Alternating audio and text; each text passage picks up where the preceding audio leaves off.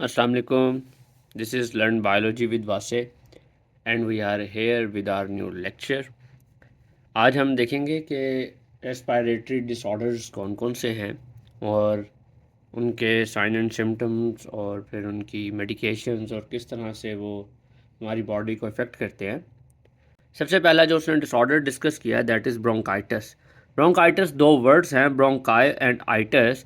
Bronchi bronchioles और bronchi को represent करती है, जो कि हमने देखा था कि ट्रकिया से ओरिजिनेट होने वाली ट्यूब्स थी, जबकि आइटस का मतलब इन्फ्लामेशन होता है। जिस वर्ड के एंड पे आइटस आएगा इसका मतलब है कि वो ऐसी डिसऑर्डर है जिसमें इन्फ्लामेशन या स्वेलिंग होती है।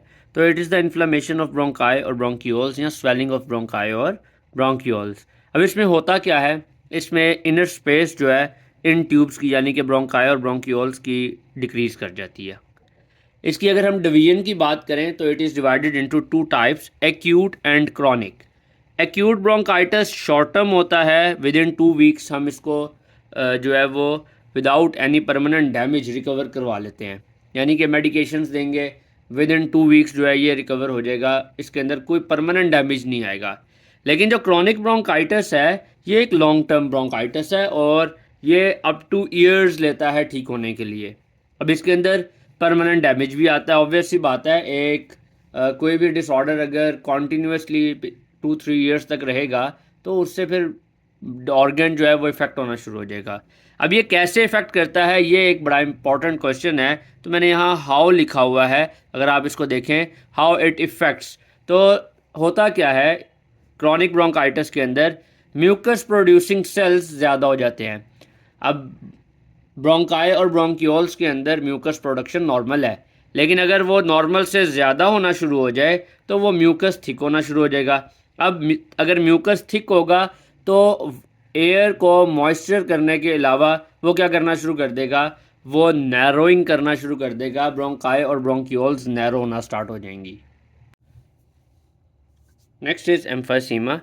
अगर हम एम्फासीमा की बात करें तो ये एक एल्व्यूलर प्रॉब्लम है, यानी कि एक ऐसा डिसऑर्डर है जिसके अंदर हमारे एल्व्यूलाई इफेक्ट होते हैं। They become weak and then rupture.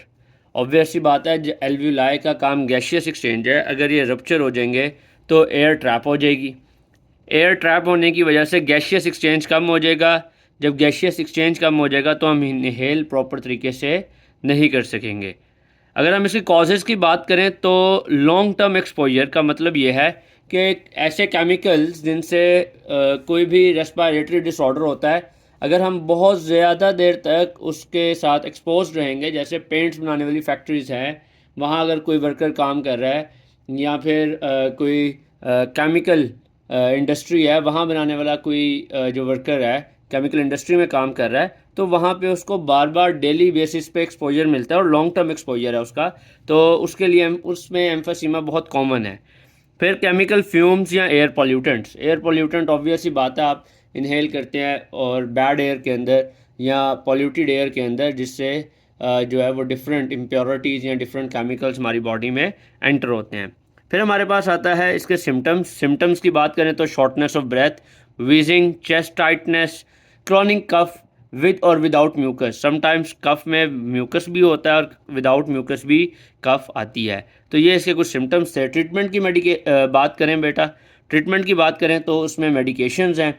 Medications हम देंगे पेन रिलीफ करने के लिए, ताकि पेन ना हो, चेस्ट टाइटनेस वगैरह की कंडीशन के अंदर, कफ को रिलीफ करने के लिए या ब्रीदिंग प्रॉब्लम को सॉर्ट आउट करने के लिए। और ट्रीटमेंट की अगर हम इसकी बात कर रहे हैं तो ये बात हमेशा याद रखनी है, एम्फीसीमा जो है वो 100% ट्रीट नहीं होता, वो हमेशा क्योर नहीं होगा, वो उसका कुछ ना कुछ पोर्शन लंग्स का इफ़ेक्टेड ही रहेगा। थर्ड डिसऑर्डर जो उसने डिस्कस किया है दैट इज़ नमूनिया। नमूनिया बहुत कॉमन प्रॉब्लम है, रेस्पिरेटरी डिसऑर्डर है, जो छोटे बच्चे से लेकर एक ओल्ड एज तक अडल्ट को भी फेस करना पड़ता है। अगर हम नमूनिया की बात करें तो ये एल्व्यूलाई की इन्फेक्शन है, जिसमें पस, एल्व्यूलाई के अंदर पस फिल हो जाती है। यानी कि अगर आप देखें तो ब्रोंकाइटिस जो है वो हमने पढ़ा था ब्रोंकाई ब्रोंकियोल्स की से रिलेटेड था, जबकि एम्फीसीमा और नमूनिया एल्व्यूलाई से रिलेटेड है। तो इसमें भी इन्फ्लेमेशन ऑफ लंग्स हो जाएगी। ऑब्वियस सी बात है, एल्व्यूलाई पस से फिल हो जाएंगे, इन्हेलेशन के अंदर, एक्सहेलेशन के अंदर प्रॉब्लम आना शुरू हो जाएगा और लंग्स में इन्फेक्शन स्टार्ट हो जाएगी। कॉजेज़ की बात करें तो सबसे कॉमन कॉज इसका बैक्टीरिया है जिसका नाम है स्ट्रेप्टोकोकस नमूनी। वायरल भी हो सकता है नमूनिया, और फंगल इन्फेक्शन की वजह से भी हो सकता है, जिसको हम ये कहेंगे कि ये इसका कॉज फंजाई है। अगर हम सिम्टम्स की बात करें तो high fever, chills, cough with sputum, pus आ जाएगी। तो every time patient with pneumonia will cough, तो उसमें पस वो स्पूटम की सूरत में बाहर आएगी। शॉर्टनेस ऑफ ब्रेथ बहुत कॉमन है। ट्रीटमेंट की बात करें तो 2 ट्रीटमेंट्स हैं, एक मेडिकेशन और एक वैक्सीन। वैक्सीन हम किड्स और ओल्ड एज में देते हैं। मेडिकेशंस के अंदर एंटीबायोटिक्स देंगे क्योंकि स्ट्रेप्टोकोकस नमूनी की वजह से हो रहा होगा। एंटीवायरल ड्रग्स देंगे अगर वायरस कॉज होगा, और अगर फंगल कॉज होगा तो उसको एंटी फंगल ड्रग्स देंगे। तो दिस इज़ ऑल अबाउट नमूनिया। अगर इससे रिलेटेड कोई क्वेश्चन है तो आप कमेंट सेक्शन में ज़रूर बताएं। इंशाल्लाह ताला आपसे नेक्स्ट लेक्चर में मुलाकात होगी। टिल देन टेक केयर, अल्लाह हाफिज़।